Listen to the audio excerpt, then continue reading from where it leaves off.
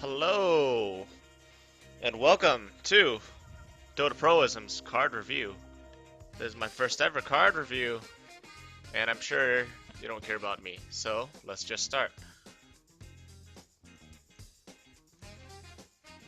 We're going to use the rating list I made up. Just overpowered, very good, good, playable, bad, and garbo. And the first card we're starting off with is Enchanted Raven. Okay, so first off, it's the 1 mana 2/2 beast. So it's definitely good and usable right off the bat. The most likely candidate for this card to fit in is the possible revival of Beast Druid, which we've seen way back in the very beginning of release. But is it good enough? I don't know. Previously, Beast Druid would run Living Roots for turn 1, so that way you'd have the flexibility to do 2 damage, or play 1/1 bodies. And you would be sacrificing the flexibility to run this card, but you might not need the 2 damage ping if you're playing an aggro Beast Druid, playing this on turn 1 and then following up with Ishar to give it a +2/+2 draw. But the flaw with this is that you would lose out to a Fiery War Axe turn 2, Ravaging Ghoul turn 3, and it would just die right there. As well as it would lose to a Argent Squire Rockbiter or Lightning Bolt from Shaman. So who knows if this will still be good enough, but we'll find out. But I think this will not make Beast Druid viable, because in other cases, if you don't draw this in the early game and you draw it in the mid or late, it's just a dead card. That's why Living Roots is just simply better. Okay, so for the next card, well, okay, for the final rating, we'll give this playable. I think it's just playable. It could be good. It's on edge in between, but you'll see some people try this. It does have potential to snowball early Beast Druids, because they've done that in the past, combining with the Savaging Combatant and Power of the Wild Sabers. So it is possible, but is it better than what it already exists? I don't think so. Okay, so the next card is Kindly Grandmother. The 2 mana 1/1 Death Rattle, summon a big bad wolf. Okay, so this is the card that's supposed to promote Death Rattle Hunter, which is pretty bad at the moment. But it's the extra Death Rattle effect that might push it to being used. Not as the N'Zoth Hunter, but as just a Sticky Hunter, which is odd. And as a result, this might take over the slot for Huge Toad or King's Elec. This is pretty good because in a warrior-dominated meta, this forces them to have the perfect 2 or 3 drop. And that would be, their turn 2 would be a Fiery Drake, Fiery War Axe, Alexstrasza Champion. They most likely will not want to swing into this. Using a 1 durability swing on a 1/1 doesn't feel that good. And if they don't kill it, they'll leave it up, and it's just terrible for them.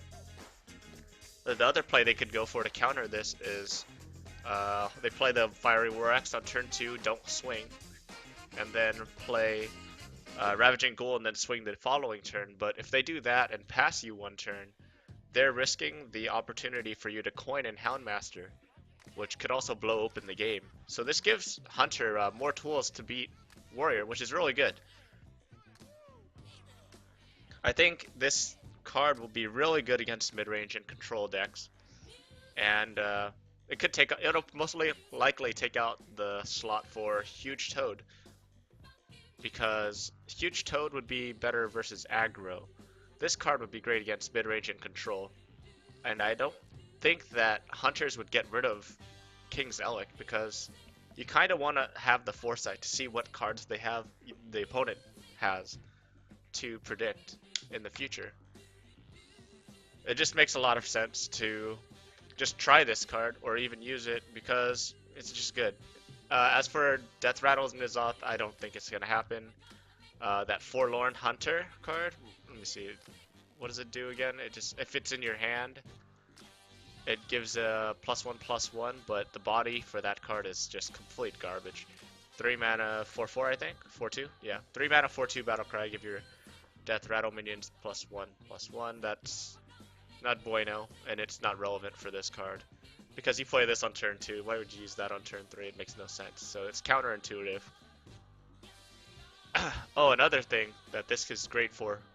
This isn't a dead card in the mid game either, because it can set up for your Call of the Wild on turn 8, which is just filthy. So I think mid-range Hunter has just become stronger, just hands down. Doesn't matter. Yeah, I think it's just the way it is. Okay, next card. We'll try to go through this real fast because it's pretty long. 11 cards worth. Firelands Portal, 7 mana. Deal 5 damage. Summon a random 5-cost minion. I've looked at all the current 5-cost minions, and there are only about 4 to 5 good 5-drops, which is a little bit sad. The best one would be Summoning Portal, Doomguard, Leroy Jenkins, Earth Elemental, or Halaziel. So those are the 5 probably best 5-drops you can get. The reason Summoning Portal would be one of the best you can get is you'd probably... I'm not positive about this interaction, but I believe that if you play Firelands Portal, it drops the Summoning Portal, and then it also gives you a 7-mana minion.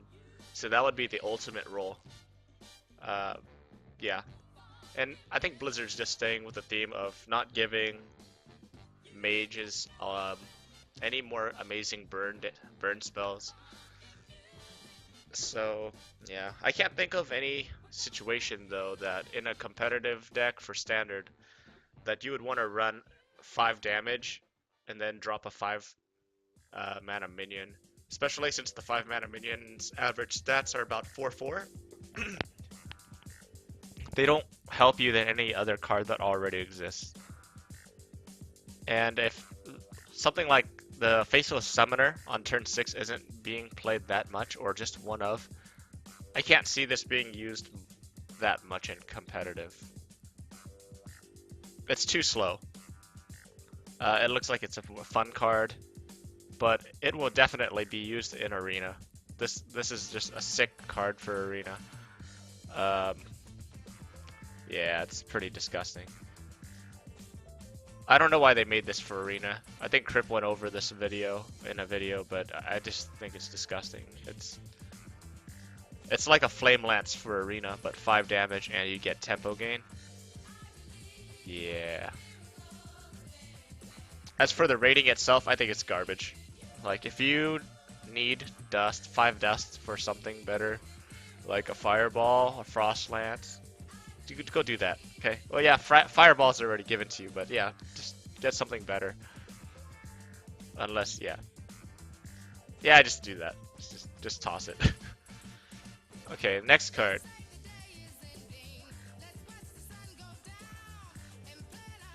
Ivory Knight. Okay. So it's a 6 mana 4/4. Battlecry, discover a spell. Restore health to your hero equal to its cost. Okay, so it's a very control-oriented card. You can tell that already. Health gain, battle stats, you know, it's a little bit lackluster. It's missing about 3 points of stats.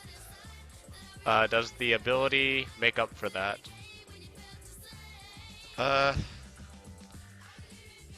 Well, I guess you could compare it to a Azure Drake 5 mana 4/4 spell power 1.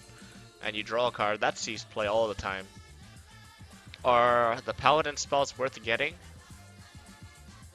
I looked at them, 11 out of 28 of the spells are 1-drop or lower. And I guess the most important ones you would want to pull from this Discover mechanic is Consecrate or Equality. Consecrate, Equality, Lay on Hands maybe, Avenging Wrath. Like, you wouldn't want a Holy Wrath, you wouldn't want Blessing of Blessed Champion or Stand Against Darkness.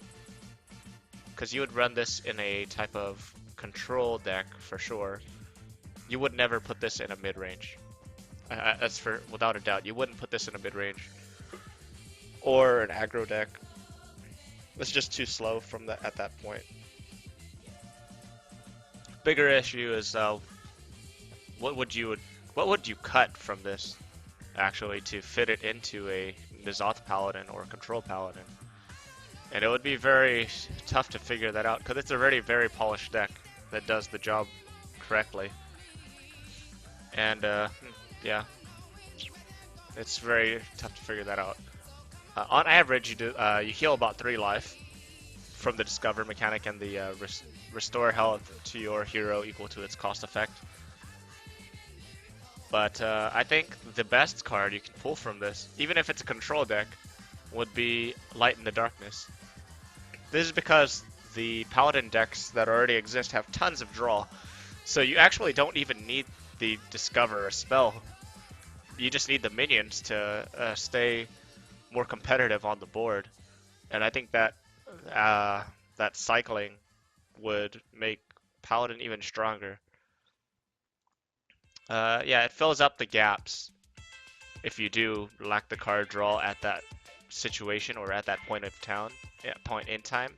You could just find a card that could help you. A huge flaw would be that the opponent can see how much you heal for if you are under 30 health, and they'll be able to guess what spell that you've taken. A plus is if you're at full health, they won't see how much you heal at all, and they won't see what card you get, which is huge. But I don't think you play this card for the heal. You play it for, crap, I need a card. I need this card. How can I find this card for the next turn? Because you obviously won't have enough mana to play a high impact card on that turn, unless it's something like a Sacred Trials, Noble Sacrifice, and how effective that will be to allowing you to survive for the next turn will be pretty huge, and we'll see how that works as the cards come out. On first sight, yeah, it looks awful, but there might be some justification to try it or run a one-of copy. A tough thing is, though, it is competing with Sylvanas and Karen for that 6th spot, so it's going to be tough to see if it is being played. I would say it is playable. It might be good, even. But it's definitely not overpowered. It's definitely not garbage. You can just use it. In Arena, it's really, really good in Arena, because you won't get spells very often in Arena, so the payout will just be awesome in general. You just cash in on the value. Yeah, gets you good value. Value is good. Who knew? Alright, next card. Ethereal Peddler. Rogue card. 5/6. Battlecry reduced the cost of cards in your hand from other classes by 2. So it has a Pit Fighter body, 5/6. That's already very good. Reduce the cost. I think this is meant for the Undercity Huckster, obviously, and Burglar, and whatever stealing effects that you can have. I think Nefarian? Yeah, Nefarian. So at most you can get right now 5 cards. We don't know if the other rogue cards will steal cards yet, but as far as I can tell, this looks like a for fun card. Meant to synergize for those things. There's not too much to say about it. The body is good enough to play as a tempo deck, I think. You run Undercity Huckster, turn 2, go into turn 3, you still run an SI. Turn 4, Tomb Pillager, and then you play Ethereal Peddler and reduce the cost of that one card, whatever you got. I can see it work. I can definitely see it being played, actually, for a N'Zoth Rogue. N'Zoth Rogue, yeah. You steal some stuff, coincidentally, you play Undercity Huckster, you could also play Raptor on turn 3, then you would get 2 cards. It doesn't matter if you can get 1 card discount with the Battlecry. I think that's more than enough, because the body is already so good. You could just play it for that body. So for Rogue, this is an amazing 5-drop. The only thing you'd be losing out on is an Azure Drake. I think that's okay, Because in a N'Zoth type of rogue, you don't get to run too many spells. You run about 7 or 8. The rest of it is all minion based. It's a good card. It definitely helps rogue out in other aspects, so you'll be able to see more rogue archetypes because of this card. Not just the miracle that we always see with the questing adventures or the Leroy combo. Yeah, so I like this card. It's good. Initially, I thought it was completely garbage for fun. And as for Arena, yeah, it's a pit fighter. It makes rogue stronger. They already have a lot of spells. They're going to get to the spells no matter what. And now they have a more consistent 5-drop that they can get for the next expansion. Okay. The Curator, 7 mana, 4/6, taunt. Battle cry, draw a beast, dragon, and Murloc from your deck. Whoa!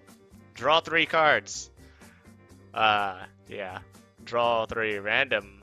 And random quote in random. Beast, dragon, and Murloc. So what would we use here?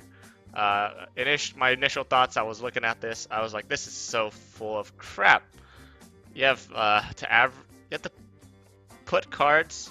You have to put average cards in your deck, and for the most part, those average cards suck. So what beast we got? Let me see. We got a tiger. We got tomb spider. You can put it in beast, I guess. You have those Savannah Hymens to pull out.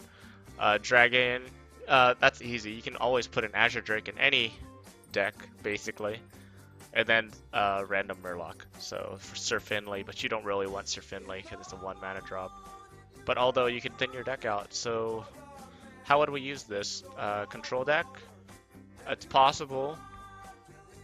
An aggro deck, then you refill up your hand. Okay, maybe. It doesn't seem too good in those aspects. Would you play this over an Emperor Velcor? No, because you get 2 bodies in a Cthulhu version of any deck. The body's too weak by itself. And then if you draw it early, it's kind of a dead card until turn 7. So this ends up being a piece of crap. But then again, the thing I thought about very carefully is this can revive one deck, and that deck would be Mill Rogue. You could pull out a King Bukla, your Azure Drake, and your Cold Light Oracle to cycle the opponent faster. You draw 3 though. So maybe it won't work, but you know, food for thought. You can pull out a Mukla and Oracle, chuck 4 cards at the opponent, and yeah, it's fun. For the most part though, this is garbage. You're gonna have to play a gimmick deck with this. Arena, it's garbage. If you could dust it in Arena, dust it. It's as bad as Hemet, probably. Yeah, it's as bad as Hemet Nessingwary. Most definitely. Is there anything else about him? You draw 3 specific cards, huh? Yeah. It's not gonna work. We'll just go with that. That's the safe thing to say, it's garbage. Safe thing to say is bad, but I'm saying it's complete garbage. Okay, next card on the list. Barnes. My initial thoughts on this card were that it's amazing. I think it might even be overpowered. Very good to overpowered. I might be overhyping it, but I think, to me, this card is a controlled version of Unstable Portal, but for 4 mana. You can use, like, oh man, it's just the RNG potential. It already fits into almost any pre-existing deck for the 4-drop, right? And no matter what, you'll have 4/5 worth of stats. You have 3/4 body and a 1/1 body. That 1/1 body, whatever effect, if it's an amazing effect, they must kill. Not hard to kill, but they must.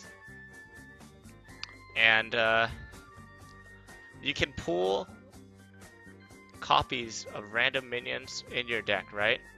So you can pull a Ragnaros. You do 8 damage on that turn. A Sarah, you draw a dream card on that turn. Or you can say you pull out some neutral or death rattle people. Sylvanas, Karen Bloodhoof, let him die, you get a 4/5. Let Sylvanas die, you steal something. Play Tyrion, you have a turn 4, 5/3 Ash Bringer if they kill it. And that 1/1 comes with Divine Shield, by the way. Crazy. You use it for Hunter. Say you take out one Houndmaster, you put this in, get a random Savannah Highmane. You have 2/2 doggies. That's just to name some of it. Even the garbage cards, like if you throw this into a mid-range Hunter, you can get a Leper Gnome. Say if people are still running Leper Gnome, it's 2 damage. You don't lose any stats. Fiery Bat, 1 damage RNG.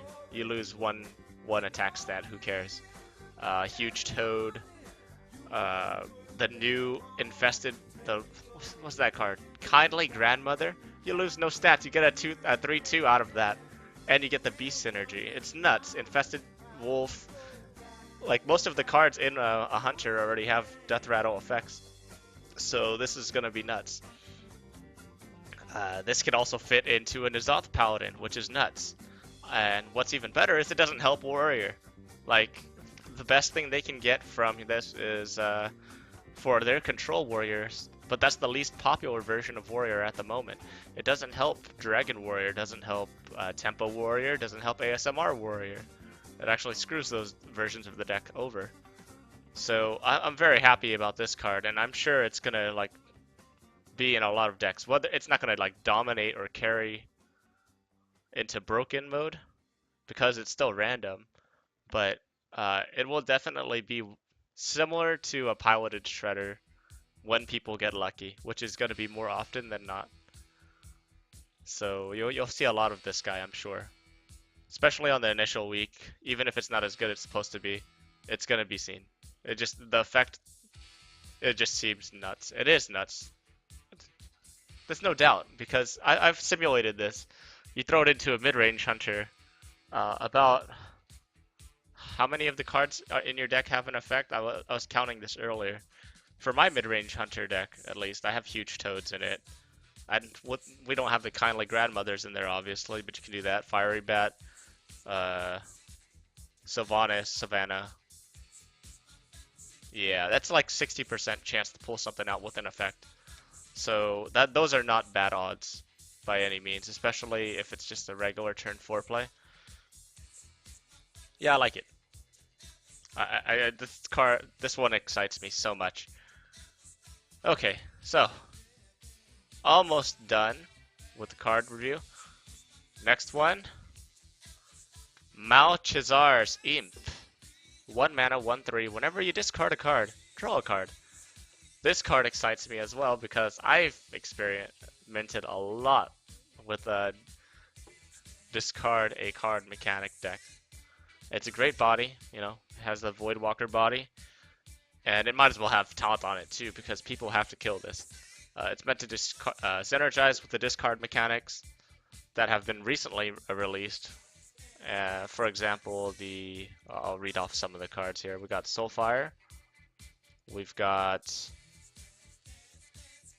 Fist of Jaraxxus, we've got Doomguard,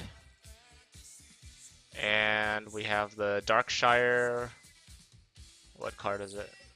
Librarian, I think that's what it's called. Darkshire Librarian. Yeah, discard a card, random card, and then you draw a card when it dies. So this would just like refill it. You discard, draw a card, turn 2.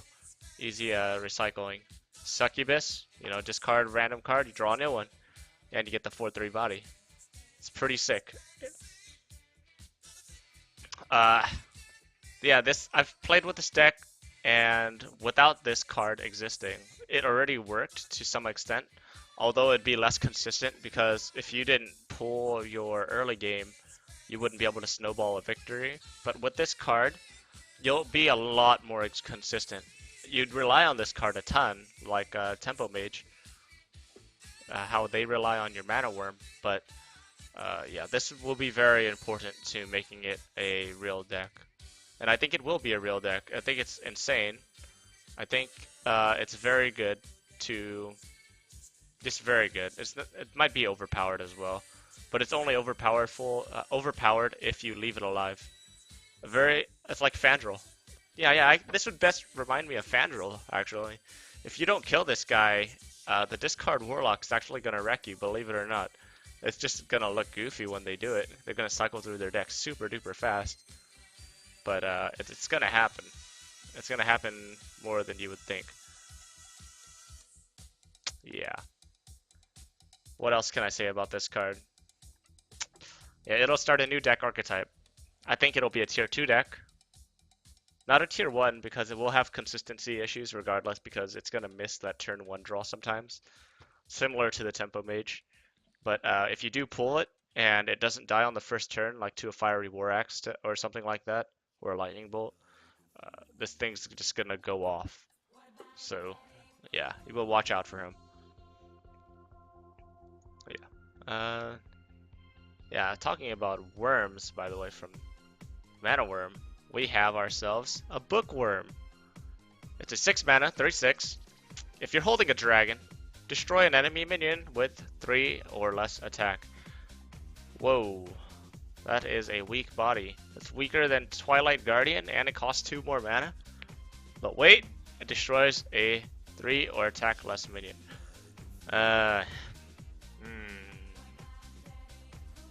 This is tough. A lot of me wants to say it's bad, but we've seen a lot of Stampeding Kodo in play recently, right? 3/5 for 5 mana. This only costs 1 more mana. If you're running a dragon deck, then this doesn't hurt. Like, meeting the prerequisite isn't a big deal. So, it looks like they were scared to do something where like Cabal, Shadow Priest, where you'd gain too much value, so they bumped it up 1 mana. But they increased the amount to be 3 attack for the destruction effect. I don't think it's terrible. I think it can be played. I think it will be played in control dragon decks. It's not going to be an aggro dragon decks because you'd rather use a Crusher, Dragonite Crusher. So this doesn't help Dragon Warrior, obviously. That's good. I like it. I like it already. But it'll help control Dragon Warrior, and it'll help Priest as well, I believe. It might be too slow though. I think it's too slow. I think the body is too weak. I think it's bad, but I think it's usable. Yeah, it's in between bad and playable, but I think it's bad. Personally, I think it's bad. I think it's really bad, but it's playable, and I think you can use one of. Yeah, it's a one-of card. Let me check the other dragons that are already pre-existing. We got Koldara, Dragon Concert. Oh, well, this could make a control Dragon Paladin work, possibly, because of Bookworm. It'll work in Priest for sure. There are no other 6-drop dragons except for Crusher and Volcanic Drake. This is going to be a really interesting card. It's very hard to predict where this one will go because it's going to depend on the meta, but definitely usable for Priest. 100%. You'll use at least one of them in Priest. The destruction effect, and it's bumped up to 3 attack compared to 2 or 5. Or 3 or 5, and yeah, it's good. It's very good for that effect only, but I think it's bad. It's not gonna be good in my book. It's good in some aspects, really awful in others, but mostly bad. And let's see, do we have any more? Yeah, we do. Okay, we have Moroes. 3 mana, 1/1 stealth. At the end of your turn, summon a 1/1 steward. This is a terrible card. This is another dead legendary. This is a terrible card against any deck that has AoE. Basically, this deck loses to any deck with AoE. And the worst part is it's 1 health. And the bodies are 1 health, 1/1s, so they don't do anything. So you're paying 3 mana for a 2/2 on your first turn, and unfortunately, it's a warrior-dominated meta. They've got Whirlwind, they've got Ravaging Ghoul, they've got Brawl, so this guy Pretty low impact, very underwhelming. You'll have to wait till the meta shifts for him to see play. I do think, however, that Paladins can use this guy, can find a way to use this guy. Maybe, you know, you want to play a fun gimmick deck, you know, the Divine Paladin 1 health deck. This will be the guy you use for that. It'll have the same weaknesses. You're just going to go along with those weaknesses, try to dodge up those matchups. But this is playable for that aspect. You use him with a Steward. I believe that's what the card is called from Paladin. Steward of Darkshire. So he gets a Divine Shield while he's in stealth. Yeah. That is basically the only way I can think of him being used. Yeah. He's pretty bad. I think he's dust worthy and competitive standard. Yeah. Just don't use him. Let's see. We got a Medivh, and I think there is one last card that isn't here, but it's on Hearthstone. So let me pull that up, and then we'll be done with this review. It's a mage card. Oh my gosh. Okay. I really should have had this pulled up already. But, alright. Karazhan will be released on August 11th. Crazy. So wait. We've got an actual date here. Let me see. Can you guys read that? Yeah, Karazhan will be released on August 11th. When is that? Week and a half from now. Whoa! No wonder they're chucking out these cards like crazy. Alright, so this is the last card for me to review at the moment. And it's called the Babbling Book. I like it. He's cool, right? He's a 1-mana 1/1 battle cry. Add a random mage spell to your hand. Oh my goodness, I messed it up. Well, let's see how many spells we got from mage so far. I haven't done any research on this one, so we got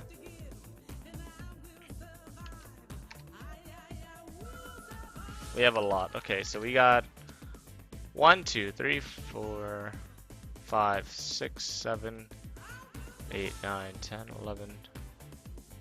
I like it. 12. Okay, we've got about...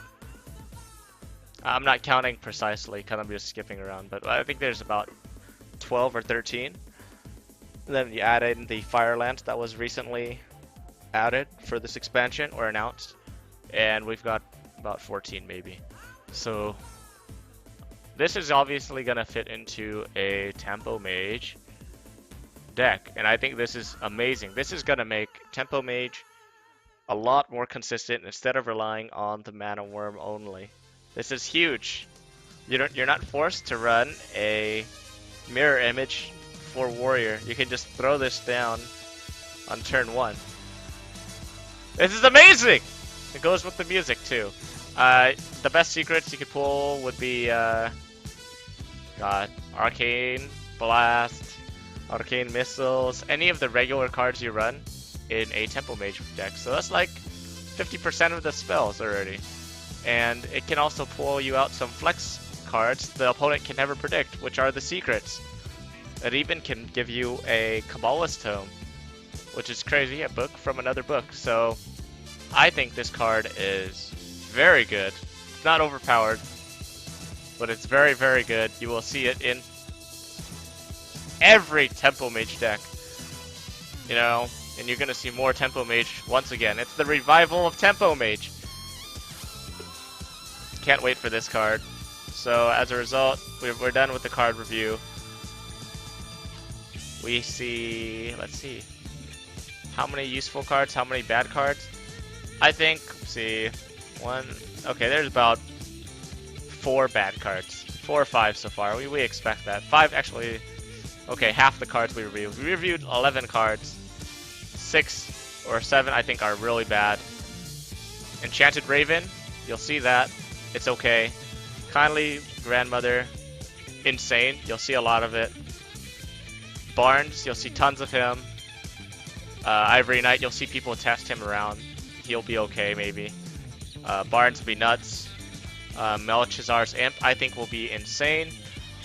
Moroes is god-awful. Bookworm is going to be very much below average. That's my, quick little rundown of everything. And if you've watched this far, thank you so much. Give me a like, give me a sub, and have a good day. I'll do the rest of it if you guys want.